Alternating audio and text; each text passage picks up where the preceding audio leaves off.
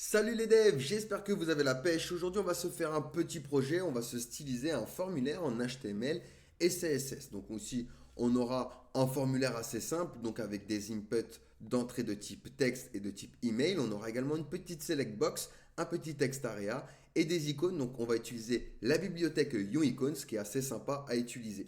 Donc hop, on a les fichiers sources en description comme d'habitude. Donc dans les fichiers sources, vous avez l'index et le style CSS qui sont bien sûr vides. Ils sont simplement liés grâce à la balise link ici. Donc je vais faire un clic droit Open with Live Server. Donc ça c'est grâce à une extension. Vous allez dans extension ici, vous tapez Live Server dans la barre de recherche et vous avez ici une extension assez sympa qui va vous permettre de voir vos modifications en temps réel. Donc pour ça, vous l'activez. Vous voyez que dans Fichier, vous avez bien enregistrement automatique de cocher ou autosave si vous l'avez en anglais. Et puis c'est bon, vous allez pouvoir l'ouvrir. Donc vous allez dans votre index, par exemple HTML, vous allez faire un clic droit Open with Live Server ou le raccourci Alt plus Alt, Alt plus O et ça va ouvrir directement dans le dernier navigateur que vous avez touché votre document localhost. Donc vous voyez 127.0.0.1, ça c'est l'adresse du localhost. Et on va pouvoir du coup coder ici. Donc si je fais un H1 ici, par exemple hello, il va sauvegarder automatiquement et m'afficher ma modification.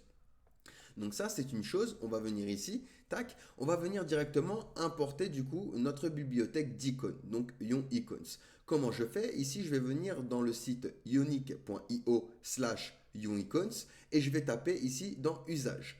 Ici, je vais pouvoir récupérer deux balises script, d'accord, que je vais pouvoir importer dans mon document pour pouvoir utiliser cette bibliothèque. Donc ici, je copie et je vais venir ici, hop, me les coller tout simplement avant ma balise de fermeture de mon body. Et puis je vais venir maintenant récupérer, hop, ici, mon document.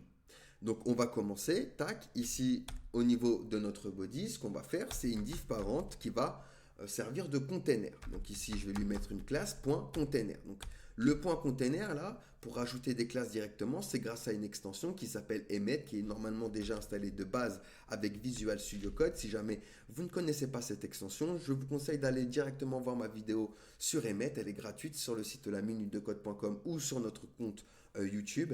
Et je vous apprends à utiliser les raccourcis HTML, CSS et on va aller deux fois plus vite au niveau de la productivité et au niveau de la conception et on va même pouvoir créer nos propres raccourcis côté HTML, CSS et même JavaScript. Donc je vous montre tout ça dans cette vidéo qui est accessible. Elle sera également dans la description. Donc ici, hop, on revient à notre formulaire. On va se mettre un petit title, donc un H2 ici avec contact. Et je vais pouvoir me mettre une balise forme. Donc ici, je vais mettre un petit dièse au niveau de l'action, car ici, on va faire que du front. Donc action va servir notamment à gérer le formulaire. Donc ici, on va se faire une div avec la classe box. Et à l'intérieur de cette div, on va pouvoir créer des inputs. Donc je vais les séparer exprès.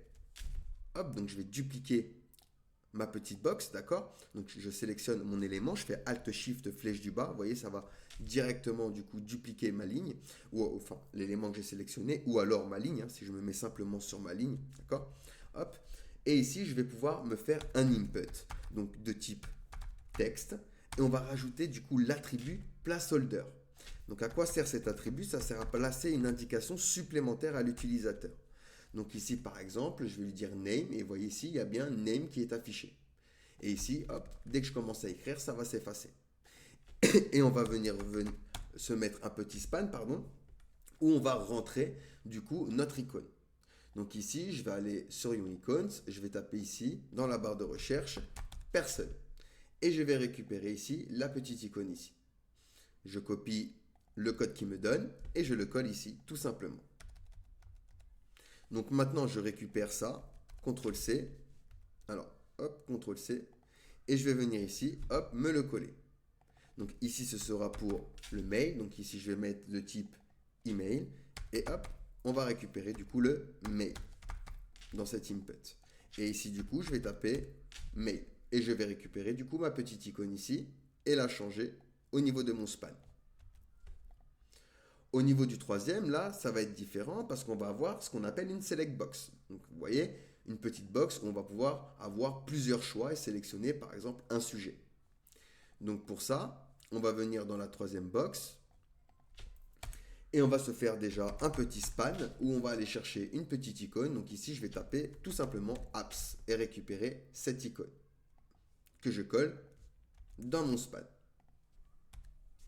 Je reviens dans mon document et ici on va utiliser du coup select, à qui on va donner l'ID option et à qui on va donner le name option.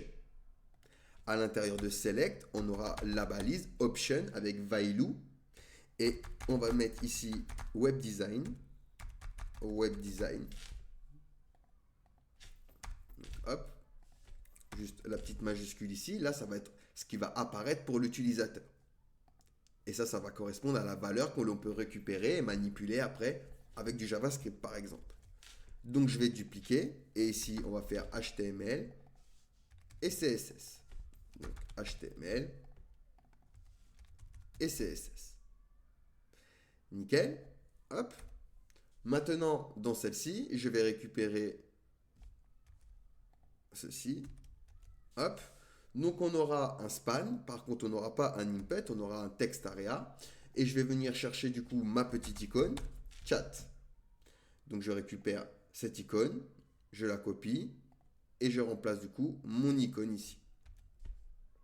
Et ici, du coup, je vais faire un text area avec un ID, l'ID message.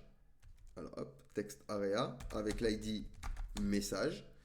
Au niveau du name, on n'en a pas besoin, même si c'est le libellé pour le backend, mais ici, on ne va pas l'utiliser. Call row, bon, on peut l'effacer, on n'en a pas vraiment besoin. Placeholder, on va le dire ici message. Et dans le troisième, un simple bouton avec envoyer. Pas besoin de mettre de type submit, vu qu'on est entre des balises form, il sait déjà que c'est pour envoyer du coup l'intérieur de mon formulaire. Et on va pouvoir commencer, hop, notre CSS. Donc je vais commencer par viser tous les éléments grâce au pseudo universel, donc l'étoile. Ça vise tous les éléments sauf les pseudo-éléments, les éléments before et after ne sont pas concernés. Donc ici je vais faire une virgule, deux points before, virgule, deux points after, pour les sélectionner également. Et on va utiliser la propriété box sizing, border box, margin 0, padding 0 pour initialiser les marges qu'il y a de base avec nos éléments HTML. Font family Arial Helvetica sans serif. Et on va leur donner un border radius en global de 5 pixels. J'en profite pour leur donner un outline none et border none. Ça, c'est pour nos inputs. Hop, vu que c'est global, je peux le mettre ici dans mon reset CSS. Ensuite, je vais pouvoir viser mon body. Le body, il a une largeur, mais il n'a pas de hauteur. Donc ici, je vais lui donner une min 8, donc une hauteur minimum de 100 viewport 8.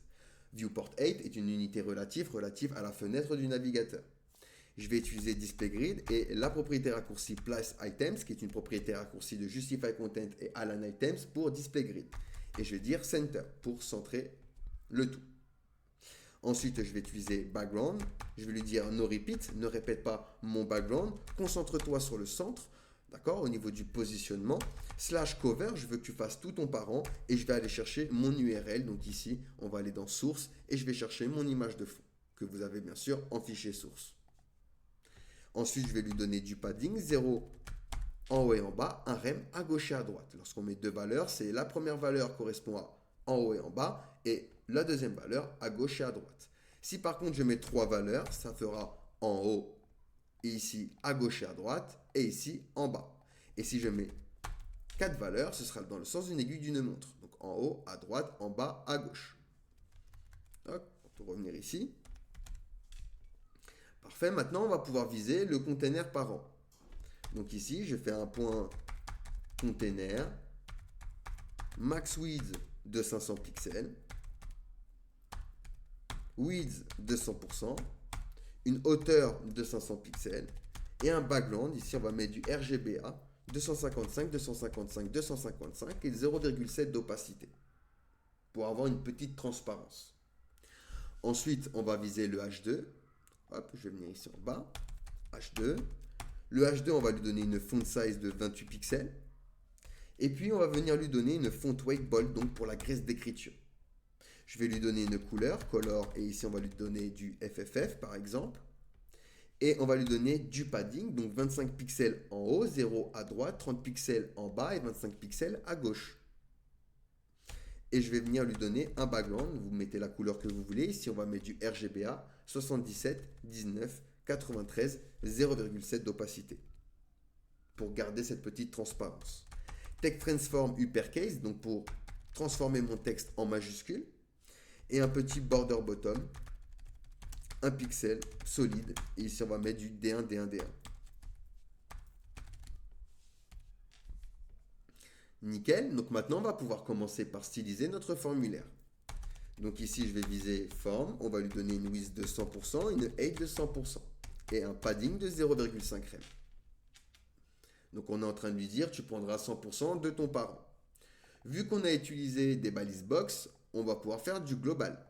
Donc ici, ce que je vais faire, c'est que je vais viser mes box et je vais lui dire width 100%, height 50 pixels, margin bottom 1 rem et position relative. Ensuite, je vais viser les spans, donc form.box span. On va utiliser une position absolue, d'où la position relative pour placer nos petites icônes. Donc on va les placer à top 0, left 0, width 50 pixels, height 50 pixels. On va utiliser Flexbox pour les centrer à l'intérieur avec Display Flex, Justify Content Center et Align Item Center. Et utiliser une font size de 20 pixels. Et on n'oublie pas notre petite couleur, après c'est à votre guise, 931 ici à A3. Ensuite, on va pouvoir s'occuper de nos inputs et de notre text area. Donc ici, je vais viser form.box input, virgule, form.box text area, virgule, form.box select. Et on va venir leur donner une width de 100% et une height de 100% également. Ensuite, ce que je vais faire, c'est leur donner une border none et une outline none. Mais vu qu'on l'a mis dans le reset, on n'a pas besoin. Je vais directement lui donner un background, ici du RGBA, 252, 252, 252, 0,7. Ensuite, du padding left, 3 rem pour venir un peu pousser le tout. Comme ça, on a bien notre icône à côté. Et je vais venir lui donner une couleur. Donc, on va donner la même couleur, 931 AA3. Ensuite, je vais viser le text area. Et on va lui donner un padding top de 1,2 rem. Et une height de 100 pixels. Alors, qu'est-ce qui va se passer ici? C'est que le text area, vous voyez, on va pouvoir le resize. Et je ne vais pas permettre à l'utilisateur de pouvoir faire ceci. Donc, ce que je vais faire ici, c'est que je vais lui donner une propriété, resize none. Et maintenant, hop, je vais refresh. Donc là, je vois que j'ai un petit problème au niveau de ma propriété 8. Donc, je vais essayer de lui mettre un point d'exclamation importante pour qu'il passe au-dessus de l'autre propriété ici qui est 8 100%. Ensuite, ce que je vais faire, c'est qu'on va viser l'input. Donc, form input. Alors, est-ce qu'on lui donne une hauteur en réalité? En réalité, non. En réalité, non, on n'en aura pas besoin puisqu'on a déjà, du coup, donné une hauteur de 100%. Donc, ce que je vais faire maintenant, c'est lui dire form input lorsque je vais le focus, et le text area également. Donc, form text area lorsque je vais le focus. Donc, quand je vais cliquer dessus, d'accord? Je vais vouloir changer les bordures. Je vais vouloir lui dire, tu vas lui donner une bordure, un pixel solide, 931 à A3. Et ici, tac, lorsque je vais focus dessus, alors, ici, une petite erreur, hop, lorsque je vais focus dessus, vous voyez, je vais avoir ma petite bordure ici. Alors, juste pour les inputs, je vois qu'il ne marche pas. Donc, ce que je vais essayer de faire, c'est input type est égal. Et ici, on va lui donner texte. Donc, j'essaye de voir si ça fonctionne. Je vois que ça ne fonctionne toujours pas. Donc, on va essayer autrement. .box input. Ah oui, alors je sais pourquoi ça ne marche pas, pardon. C'est que j'ai rajouté un point à forme. Et j'ai bien, du coup, mon focus. Maintenant, je vais m'occuper des placeholders. Et simplement leur donner une couleur un peu moins foncée. Donc color, D1, D1, D1. Hop, nickel. Je vais m'occuper maintenant du select. Form select. On va lui donner une width de 200 pixels, une hauteur de 50 pixels, un padding 0 en haut et en bas et 0,5 à gauche et à droite. Et on va venir lui donner une couleur D1, D1, D1 et lui dire par contre accent color. Et on va venir lui placer notre couleur 931 à A3. Donc ici c'est accent. Hop, comme ça, hop, on a bien notre accent. Ensuite, on va s'occuper de notre petit bouton.